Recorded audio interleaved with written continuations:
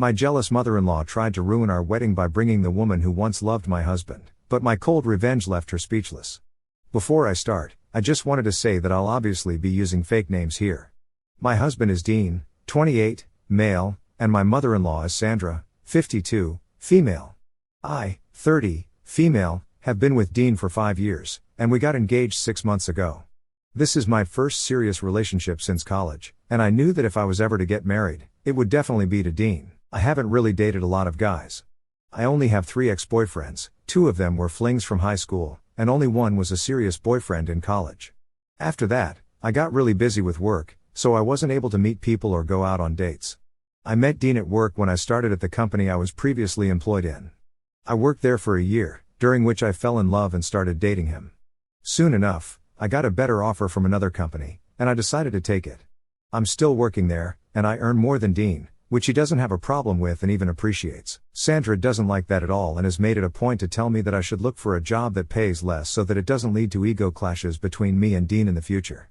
I think it's a pretty ridiculous thing to say, so I never paid her much mind. But once we got engaged, she started bugging me about a lot of other things as well. For example, she didn't like the fact that I was older than Dean. But literally, what am I supposed to do about that? It's not even like I'm a decade older, like her husband was. It's just 2 years, so it doesn't matter. She also doesn't like the fact that I dress in business casual clothes all the time and wants me to wear the pretty floral dresses that she and her friends prefer. Look, I have nothing against floral dresses, but the kind of clothes Sandra and her friends wear are very old-fashioned, and I don't like them. It's just not my personal style. She has a bunch of problems with me that she loves to pick at whenever we meet, but you get the drift. She just doesn't like me, never has, and never will, because obviously, she's a boy mom. You know the type, the ones who never receive the love they wanted from their husbands, so they start expecting that love from their son instead. That's the kind of mother she is. But, thankfully, Dean has never been a mama's boy, and I'm always going to be grateful for that. In fact, he himself has admitted that he finds his mother's behavior really strange sometimes and doesn't like it when she gets possessive. The only reason we've even put up with her so far is because Dean's dad passed away a couple of years ago, and she's been really lonely since. She literally has no family except her son. And any time they get into a fight, she starts to guilt trip him, and he fails to cut her off. I won't say that it's an ideal arrangement, but I get it, so I've also managed to stay quiet about things for the most part. Sandra and I have had our differences, but I know she's a lonely old lady, and I don't want her to suffer because of me. I'm not a pushover, but I'm also not completely heartless, and yes, maybe it's the guilt, but I'd managed to put up with her and her annoying behavior for a really long time. I'd ignored all the digs she'd take at me, and I'd rarely ever fight back. But I put my foot down a couple of months before the wedding when she tried to interfere in the planning, and Dean put a stop to it immediately as well. He told my mother-in-law that she wasn't a part of the wedding and she wasn't paying for the wedding either, so she had no say in the planning. She got into a really bad argument with him over that and said that he was picking me over her and that meant that he was going to abandon her soon enough as well. He did console her and reassure her that he wasn't going to leave her alone in her old age, but now he was getting married, and his future wife came first. He explained to her that she was in the wrong here and couldn't always expect royal treatment just because she was his mother.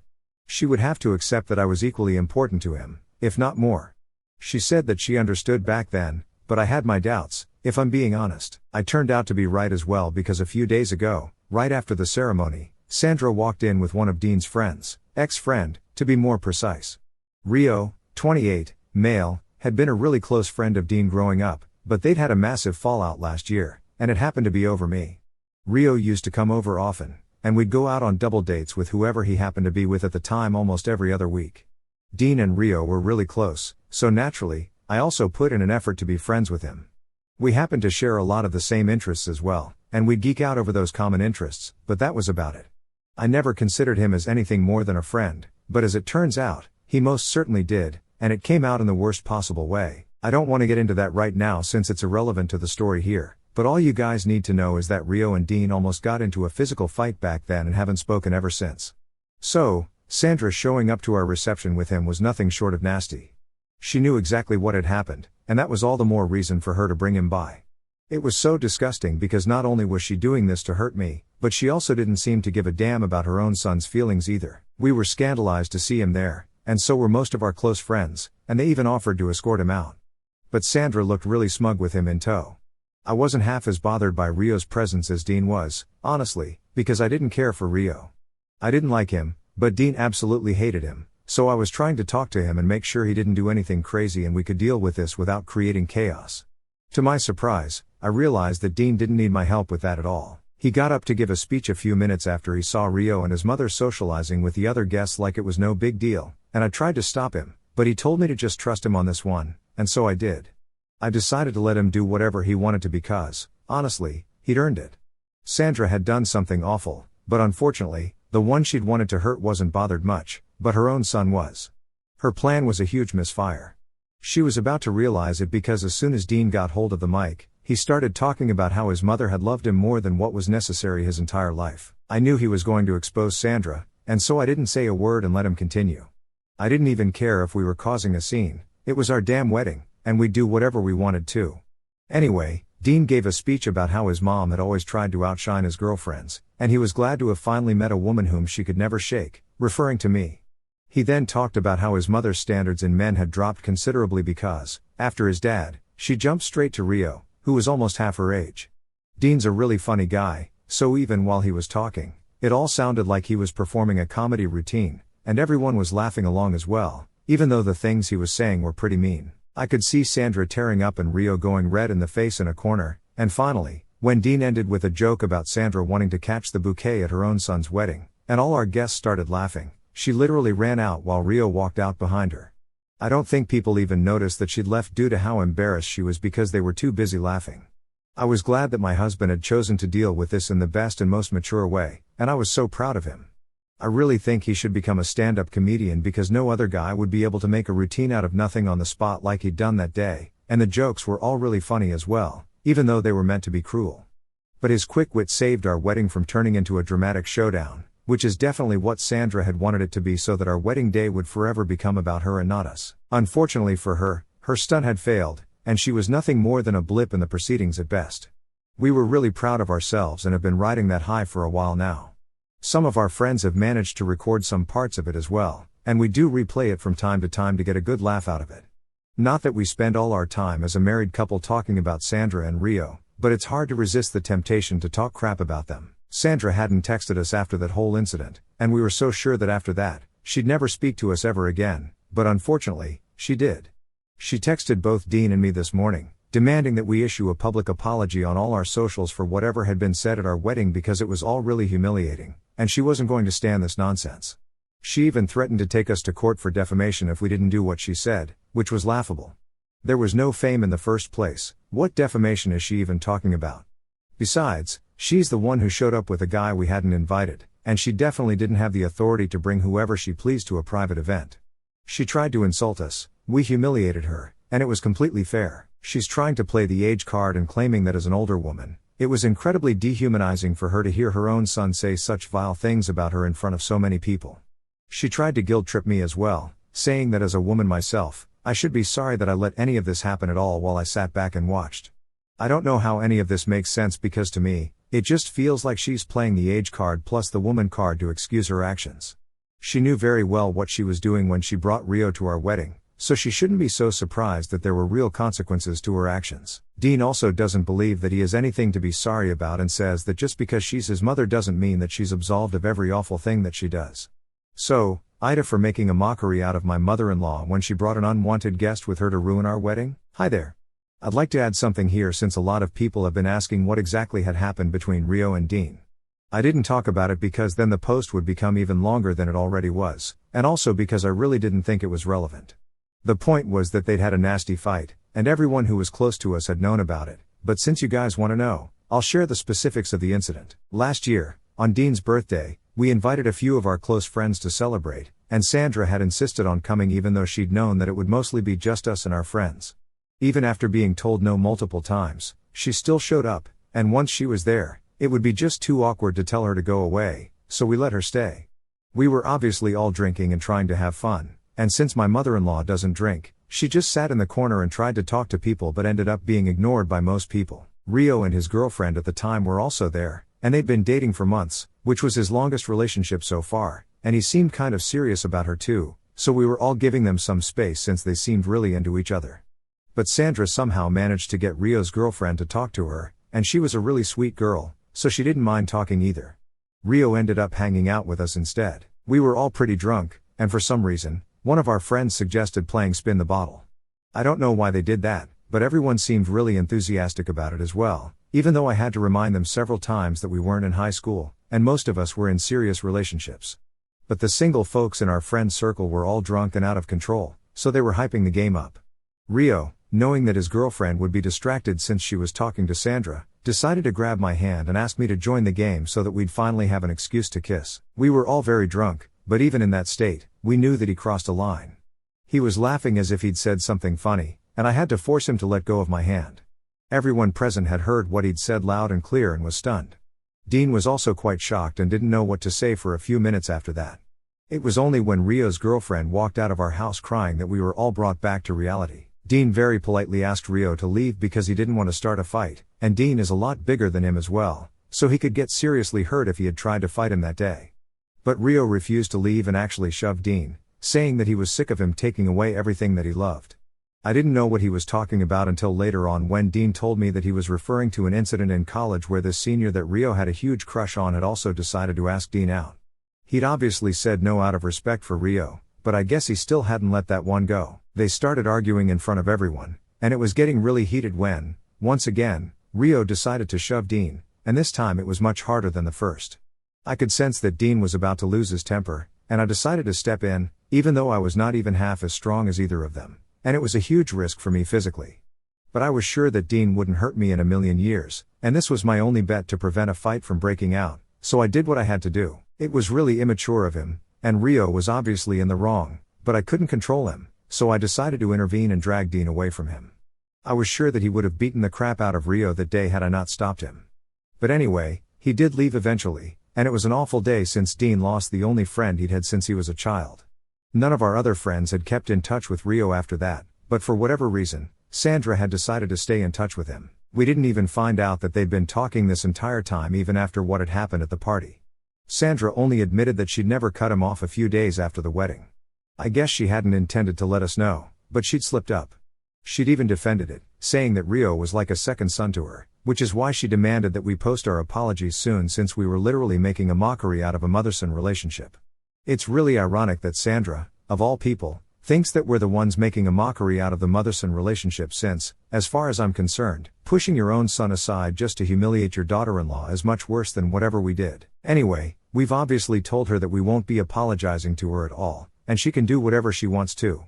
I'm over it, and so is Dean. We regret not cutting her out of our lives ages ago, and yeah, I know we should have, but it's not that easy to just cut a parent off. But Dean is doing it now, and I'm really proud of him. I hope she leaves the situation alone and stops bothering us. Yes, we've blocked her.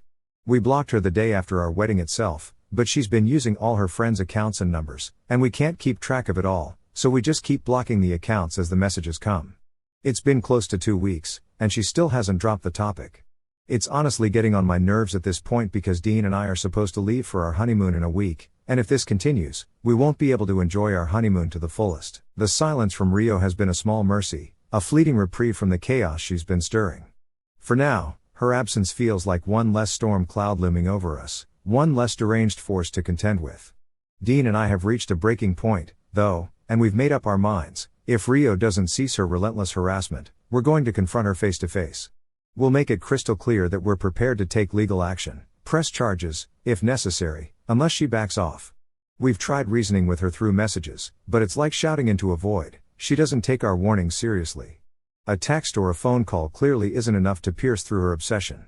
Deep down, we both know what she's angling for. She's banking on pushing us to the edge, forcing us to engage with her just to demand she stop this unhinged behavior. And, in a twisted way, she's about to get her wish. We're done playing nice. We're planning to show up at her doorstep, likely this evening or tomorrow, though the exact timing is still up in the air. There's no script yet, but we'll lay it out plainly. Her actions, past and present, are not just cruel, they're borderline psychotic. We'll warn her that if she doesn't stop tormenting us, we'll have no choice but to report her for harassment. This has to happen in person. A direct confrontation is the only way to make her understand we're not bluffing. We've already sent her texts, explicitly cautioning her to stop, but she brushes them off like they're nothing. It's as if she's daring us to escalate, oblivious to the consequences she's inviting. We haven't gone as far as filing a police report or seeking a restraining order, though we've considered it. Honestly, Rio doesn't seem dangerous, just unhinged in a way that's more pathetic than threatening. Besides, with our honeymoon just around the corner, the last thing we need is the headache of legal proceedings. The paperwork, the court dates, the endless back and forth, it's too much to take on right now. A verbal warning feels like the simpler path, a way to shut this down without dragging ourselves through a bureaucratic nightmare. Still, I can't help but feel a pang of guilt for Dean. He's been gutted by all of this, and it breaks my heart to see him so shaken. Rio's vendetta was meant to wound me, to tear me down, but it's not working. I've made peace with who she is, a deeply flawed, spiteful person whose actions reflect her own brokenness. Her schemes don't touch me anymore. But Dean? He's caught in the crossfire, hurting because of the mother who claims to love him. It's heartbreaking to watch him grapple with her betrayal. Rio's fixation on me is baffling, rooted in some warped jealousy that Dean's love for me somehow eclipses what he feels for her. It's absurd, almost delusional, to think that harassing your daughter-in-law could win back your son's affection. Her behavior is beyond petty, it's pathological. I'm no psychologist, but I'd wager she needs professional help, maybe a full evaluation. This isn't just a family squabble, it's a disturbing pattern of obsession and manipulation.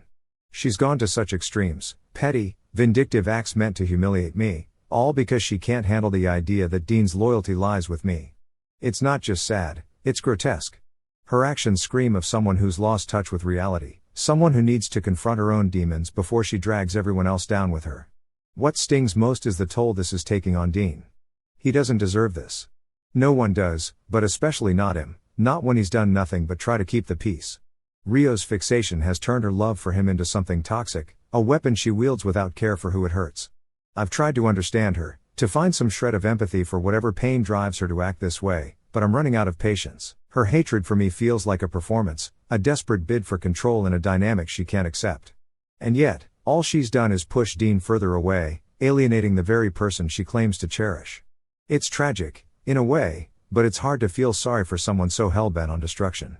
For now, we're bracing ourselves for the confrontation, hoping it'll be enough to put an end to this madness. If it isn't, we'll have to rethink our approach, because neither of us can live like this much longer. When we approached her doorstep, our intention wasn't to beg for entry or seek reconciliation. We were there to deliver a firm message. Her relentless harassment had crossed a line, and we were prepared to escalate matters to court if it continued. The words seemed to pierce through her composure, striking a raw nerve. In an instant, her demeanor shifted, and with a furious sweep, she threw the door open, her face flushed with indignation. What followed was a verbal onslaught, her voice sharp and laden with accusation, reverberating in the still air. She launched into us, claiming we had orchestrated a public spectacle at our wedding to shame her in front of our guests. Her narrative twisted reality, painting us as the aggressors who should fear legal repercussions. Her gaze locked onto mine, her eyes blazing with a personal vendetta, as she declared me the architect of this entire conflict. My relationship with her son, Dean, she insisted, had pushed her to take extreme measures. In a moment of unguarded candor, she confessed her failed plot. She had banked on Rio, her chosen instrument, to wreak havoc at our wedding, tarnishing our moment of joy. But Rio's ineffectiveness had caused her scheme to collapse, leaving her visibly enraged at its failure. The sheer venom in her tone was startling, a force that left both Dean and me momentarily stunned. We had long suspected her desire to sabotage our relationship, but to hear her admit it so openly was a gut punch. It was one thing to intuit her motives, it was another to confront the unfiltered truth of her intentions. Sandra's accusations grew more vicious as she labeled me a homewrecker, a charge so disconnected from reality that it bordered on absurd.